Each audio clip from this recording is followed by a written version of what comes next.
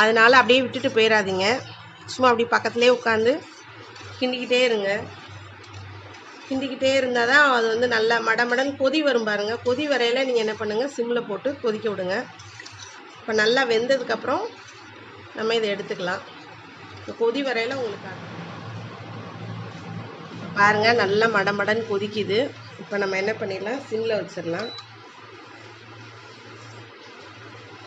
இப்போ சிம்மில் வச்சிட்டோன்னா சும்மா கொதிச்சுக்கிட்டே இருக்கும். அது அப்படியே வந்து பொறுமையாக வேகும், பிடிக்கவே செய்யாது.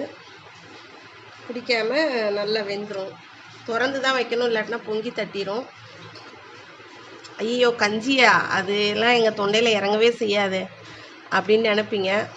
ஆனால் உண்மையிலே சரி, இது கொதிக்கையிலே அவ்வளோ வாசனை வரும். செம்ம டேஸ்ட்டாக இருக்கும். நீங்கள் குடிச்சு பார்த்தீங்கன்னா, இல்லை உங்கள் வீட்டு ஆளு பெரிய ஆளுகளுக்கு வயசானவங்களுக்கு செஞ்சு கொடுத்தீங்கன்னா, அவங்க தினமும்